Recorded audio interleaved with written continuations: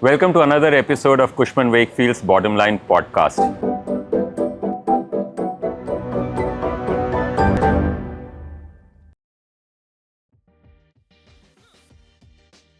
Today, I'm going to sit down with a dear friend, Sahil Vachani, who is the MD and CEO of Max Estates. Under Sahil's leadership, Max Estates exemplifies how unconventional approach to real estate can lead to path-breaking solutions.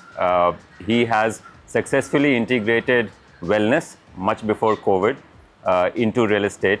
He's created unique spaces. Sahil has integrated the family's experience and vision of wellness into real estate and has successfully delivered 3 very high quality commercial buildings today, which India and we are all very proud of. He's now forayed into residential sector and promises to deliver similar successes into residential sector. It's an impressive organization that's built, and we'll know more as we talk with Sahil. Sahil, first of all, thank you so much for hosting us on your wonderful terrace here. I do want to start with an anecdote. I did come into this building, I think it was late 90s when I was just starting off my real estate career. And this building was a pharmaceutical factory. It was for Max Pharmaceuticals. There's some operations over there. And we were at that point in time discussing with the team then on how to redevelop Max House. Right. And in a way, I'm glad that they didn't take our advice then, because I don't know what would have happened considering that we were all starting off and you were not around, because your vision has truly transformed this space and the other buildings around Max. But before we come to your vision, I think it's kind of great to just be sitting on this terrace, right? And it's really special. I think all of the Max sort of commercial real estate properties have a special space, which makes it really nice to go to, right? And if I look around this terrace, I literally can't, take my eyes kind of off what you've done here. It's just a beautiful space even to sit and work in, right? So just talk to us about what were you thinking? How did you actually start off this journey, creating such wonderful buildings? So thank you, Anshul. Thank you for being here. And it's a coincidence, and it's fortuitous that we are speaking together with you, because I want to start by saying I remember that when we were starting developing Max Estates, I came to you and I said, everybody in the industry is saying this is not going to get leased. And I remember that was specific to our first development, Max Towers. And I remember clearly my question, which was, should we scale down the offering, or should we make it more vanilla or box-like to achieve the rentals? And if I'm not mistaken, you were the only person in the industry who shared with me, go for it. So, well, I saw you, I had a chat with you, and I said, like, if anyone can do it, this guy can. No, but I think, firstly, I remember speaking to you, and you had given us that conviction to say that, being from the industry, to say that maybe this is the time for products and for experiences like this to come.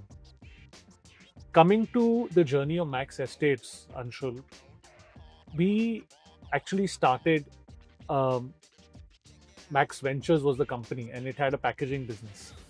And the idea was to explore what we called at that time WWOB, wider world of business.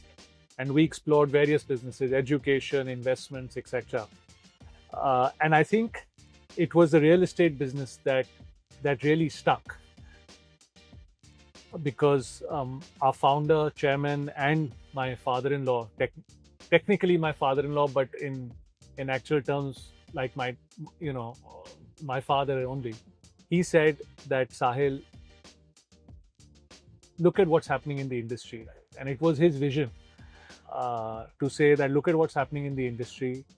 There's money of people that has got lost or stolen, maybe both. Product quality is not great. For a city of 25 plus million people, isn't this a great opportunity to make a difference? And I think he has lived his business journey by revolutionizing the telecom industry, the healthcare industry, the life insurance industry, the senior care industry. And therefore, we saw it as an opportunity to really move the needle in the real estate development business in the national capital region.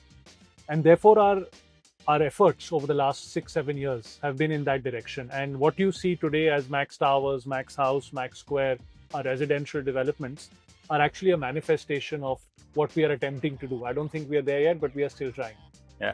You think about it, and it's a great vision that Mr. Anurjit Singh laid out. But translating that in a tough market, I think takes energy, takes bravery, takes courage, I should say. And in Noida, you went into the first went and created the first premium building, right? And that was when Noida was always like, Gurgaon is premium, Delhi is premium, but Noida is, your sort of more kind of general market. And then to go in a market like Noida and create the first premium building and then get into the second premium building, I would sort of, dedicate the premiumization of office space in Noida to you, right? And there's various levels of premiumization. I'll talk about that. But what gave you that courage to say, I'm going to premiumize Noida and be successful at it, of course?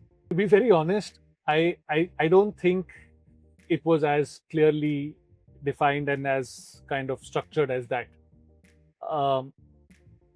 Firstly, I don't think we know how to do it any other way. I don't think it is in our DNA. I don't think it is in our value system to build something that we can't call home or feel like home. Chalta hai is not a word that you recognize. We cannot. I don't think it'll come. It doesn't come naturally to us. So where we are spending as a family and as a group our time, our energy, our effort, and our focus, I think the objective and at a deeper level, the purpose is to be able to make a difference. Yeah. So we started with that. And if you said that we knew it was going to be successful, that is not correct. What did happen though, we got very lucky along the way. I think we built a fantastic team in Max Estates. And we got lucky because post-COVID, as you know very well, the nature of office space changed. We realized that we don't need office space just to be sitting in an office and to go and to do emails. Yeah. You could do that from anywhere else. And therefore, the need and the nature of office evolved through COVID. Yeah. It so happened that all our developments came into the market just at the cusp of COVID and through COVID and just post-COVID. Yeah. So we happened to ride that wave of the transformation of office space that was COVID-induced, if I could call it that. Obviously, our products have been and our experiences, as we call them, have been very deeply thought through.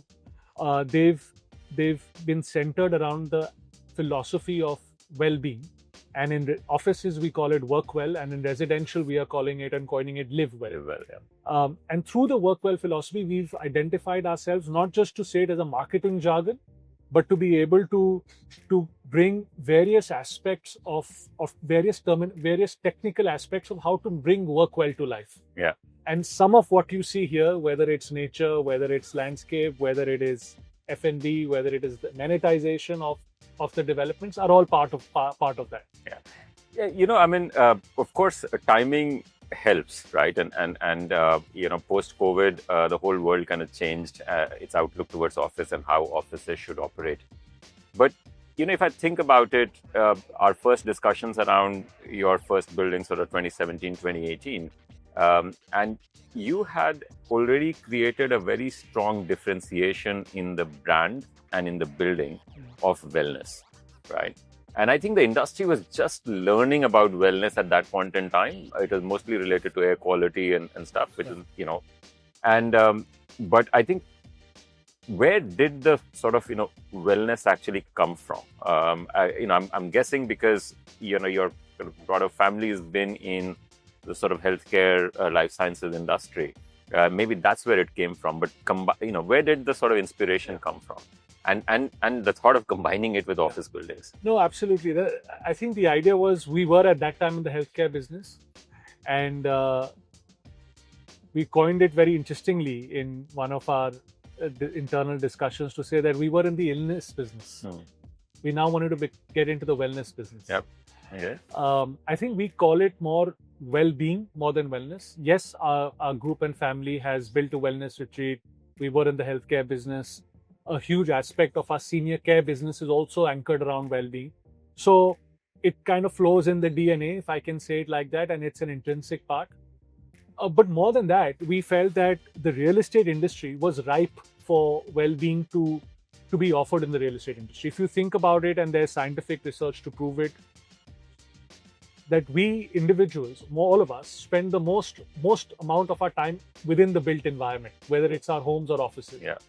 And that built environment has a huge role to play on our emotional, physical, social well-being and all aspects of well-being. Yeah. So it's only is opportune that we do make the interventions to be able to improve that built environment through these aspects. Yeah.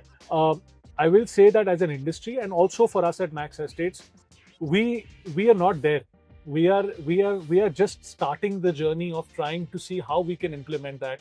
We are on day one of the journey of bringing this into the built environment, and there's a lot of work to be done. There's a lot of, I think the industry overall has to do a lot of work. We have to do a lot of work and bring in a lot of interventions. But we feel that this is the future for the real estate business, for the built environment, and not just in India, but that's the trend everywhere in the world, as you'll tell us, but more so in a city like Delhi, where it is more severely under pressure, thanks to water quality, thanks to poor air quality, and all the other things. The other thing is, I was going through sort of your mission, vision, values of Max Estate, and I noticed the word Seva, Bhaav, which usually does not, although I think the industry wants to talk about that, but that does not really appear as a value in development companies generally. So, could you just enlighten us a bit? Where did that come from? So, if you look at the history of the Max Group, Anshul, and for me, I've spent a lot of time with our founder, Mr. Anshul Jain, and I'm grateful for that. And I've learned a lot of the history of the Max Group.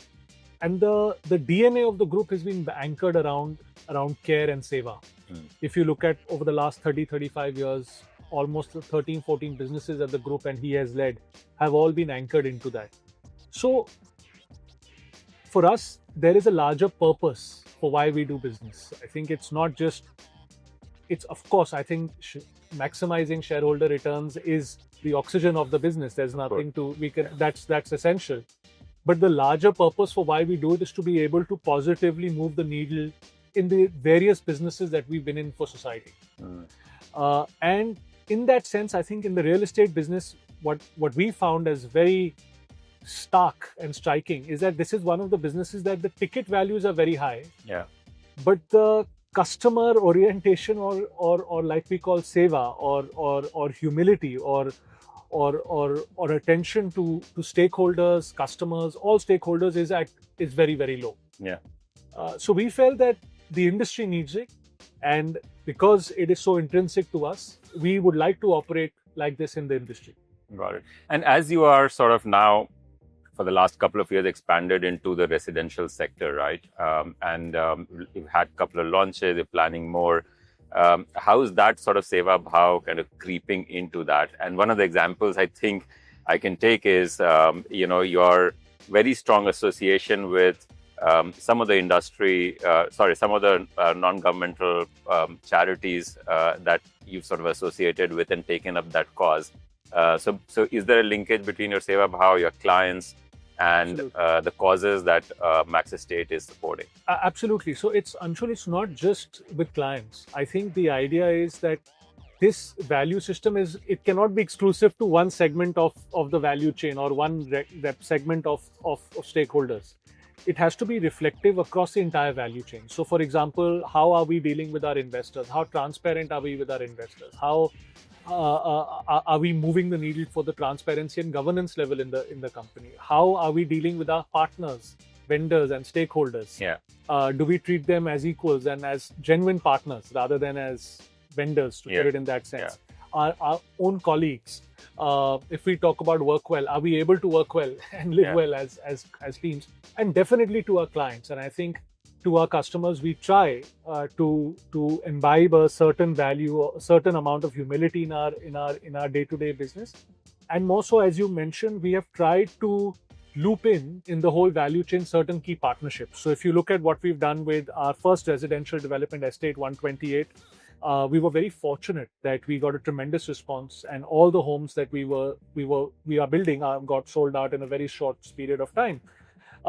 And therefore, to those customers, we offered much later, after they had completed the purchase process, that we partnered with Habitat for Humanity to build homes for the underprivileged on behalf of our customers. And I think to be able to make a difference, if our customers have bought 8 crore or $1 million home, to be able to give a roof on top of heads of some underprivileged families is also a very important aspect. So those are some examples. Our foundation, Max India Foundation, that my wife Tara is now leading, has made a tremendous impact in the early learning space and in the education space through partnering with some really incredible champions across India.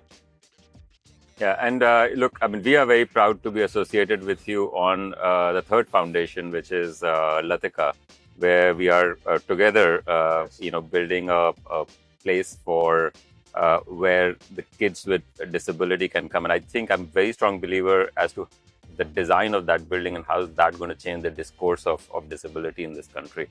And thank you for partnering with us on that. Thank you, Anshul, for leading that initiative. And we are very proud of what that is going to be able to do. And my personal belief is that that institution is going to be a game changer in the way this is done in India. And I think it's going to become a mecca of sorts for what it's going to offer. So we're very excited, and I think congratulations to you and the whole team that they've done a phenomenal job in that. Thank you for your support. Thank you. Just switching tack a bit to Sahil Vachani, right? So who's Sahil? You've been an investment banker. You obviously have been in manufacturing. I think now you're in real estate. So who's Sahil as you were growing up? So I think intrinsically a very deeply committed family guy. We've been very fortunate that in my family we have a large extended family. We are all extremely close. We grew up as a joint family network. We still today happen to be, knock on wood, I say, a very tight-knit unit. But I think growing up, I was a few things. I was very passionate about India. Mm-hmm. I still am, about the opportunities that India has to offer, which is why I came back to India almost immediately after a short stint in the UK and after college. And I think the ability, I'm very excited by the India opportunity. I'm very excited about working here. I'm very excited about potentially making an impact here. And I think that there are very few places that truly bring someone the kind of joy that they do. I know I'm speaking to you. You live in Singapore, but I think for me, India is that place. So very excited about building new businesses, taking on newer challenges, opportunities, and at a larger level, hoping to build an institution that lives beyond oneself in a longer period of time. Excellent. I have to say, because you mentioned me, people do tell me that I have a spring in my step when I'm here in India. So, well, who knows, right? I do enjoy being here. It feels like this is where I belong, which I do, of course. It kind of, as you kind of setting up an organization, right? And you were talking about obviously sales of some $600-700 million a year right now and growing. The organization is becoming large. What's your biggest challenge around talent in the industry, right? Because all of us kind of grapple with that. There's just not enough talent. There's no organized university colleges which are kind of pushing out real estate as a force. How are you overcoming some of those challenges? So if you ask me, the single biggest challenge we have is at a broader level execution, right? I think frankly, I think the difference between an extremely successful business and a not so successful business is execution. Because at a macro level, India's fundamentals remain strong. The opportunity is there. Yeah. So the key boils down to execution. And as we know, the key aspect of execution is talent, right? Obviously, systems, processes, and talent. And we've been struggling a lot, Anshul. Yeah. We've been struggling to get the right talent. We've been struggling to get talent in general. And then there's an added layer of getting talent into the real estate business. Yeah. Very unfortunately, the real estate industry comes with a certain negative halo, if I can call it that, where young talent is just not, or the top talent is not excited about joining the industry. And I hope that with what I call the institutionalizing of the real estate business or the corporatization of the real estate industry, this will change over a period of time. You can attract more people in the business. Absolutely. Yeah. And then, if you think about your business, I think you've talked a lot about, obviously, shareholder value, which is obviously very important. But what does overall success to you kind of look like when you look at your business? And, if I may ask, what is your vision for Max Estate over the next sort of, 10 years? So, for Max Estates, Anshul, we are very determined to become the top 2 in the National Capital Region in the asset classes that we operate in, which is residential and commercial. We believe that there's a clear opportunity for Max Estates to become that. Obviously, to do this, and as we go on this path, this means a significant scale up in terms of where we are. And if we were to translate that, into numbers, hoping to cross $1 billion of sales in a residential business, hoping to cross $100 million plus annuity income, rental income portfolio for us on our office business, and obviously that will lead to certain financial outcomes that we are very driven towards and we monitor day in and day out. Yeah. But more than that, I think that a larger purpose is to be able to genuinely impact positively the built environment in the city. Yeah. I think that we are at the cusp of an opportunity to truly bring well-being into the real estate business, to improve the quality, the way people live, the way people work. And I think that we are very fortunate to have the platform, the opportunity, the capital, the team, and the track record that we have built so far to be able to elevate this to the next level. Understood. Excellent. Switching back to talent for a second, right? If you were a Gen Z today, what advice would you have for yourself? It's a very different generation, isn't it? So, Anshul, this is a great question. And I think one of the key things that stands out as we interact with a lot of younger talent is that they get very easily distracted. Yeah. I don't know if it's the social media influence or the attention span, but I think they want to shift gears very quickly and want to move on to different things. But I think there is a huge value in what an old age saying was, stick to the knitting. Yeah. And I think it takes a certain amount of practice, effort, diligence, and to stick to it, to stick to something for a certain amount of time to really be able to give us the outcomes. We've all heard of the 10,000 hour rule, and how excellence was achieved in that. And I think that in the world that we are living in, where entry barriers are reduced, access to capital is easier, there is no licenses, competition is even more intense. The only way where we will be able to differentiate in any business that we operate in or any skill that we do is through excellence. And therefore, developing those deep skills. And it does take a certain amount of effort, time, grind, and resilience, and to go through those various cycles to build those skills. I hope that we are able to do that at Max Estates, and I hope that our young colleagues are able to do that as well. I think that's very well said. And related question: if you kind of look back at your sort of career thus far, is there anything that you would have done differently? I will. Let me answer your question in such a way. I think in my journey and in my career, I just happened to be really, really lucky. I think having the parents that I do, having the spouse that I do, and the partner that I do in Tara, having my father-in-law as Mr. Anurjit Singh, my previous, my uncle who was leading when I was in my manufacturing business, and his close colleagues and their company's co-founder, Mr. Lal, who was very close to me and continues to be. So I think I got lucky to be able to build an ecosystem of family, partner, and this is family, in a sense. This is just family. So just got lucky with an ecosystem that enabled my journey. Excellent. And I'm just very grateful for that. Excellent. And the last question about you, I know you don't like too many personal questions, but beyond work, what Sahil's life has? I know family is a big part. So I have 2 young girls. They're 7 and 4. And I just try and squeeze out every minute of the time that I can get to see them grow up. and to and we are my wife and me, Tara and me, are very committed that we just want to give them a sense of purpose in life and get them to be good human beings. So I think if we are able to do that, we would have made our impact in the world. So, Sahil, we've been sitting on your wonderful terrace and talking for last sort of half an hour or so, and there's been all the sort of nice disturbances coming through. And I don't know if people were listening to this podcast now realize that we had to stop for 2 or 3 times for the train to pass or the election rally to kind of pass through. But I think it still was a wonderful experience. And how do you view it? This is India, right? This is reality. Yeah. I think we are still very disconnected, but we should try to be as connected as we can.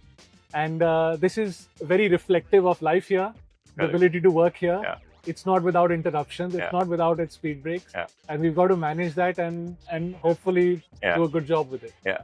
Excellent. Thank you so much. It was a pleasure talking to you. to you. Thank you, Anshul. Likewise, such a pleasure. Thank you.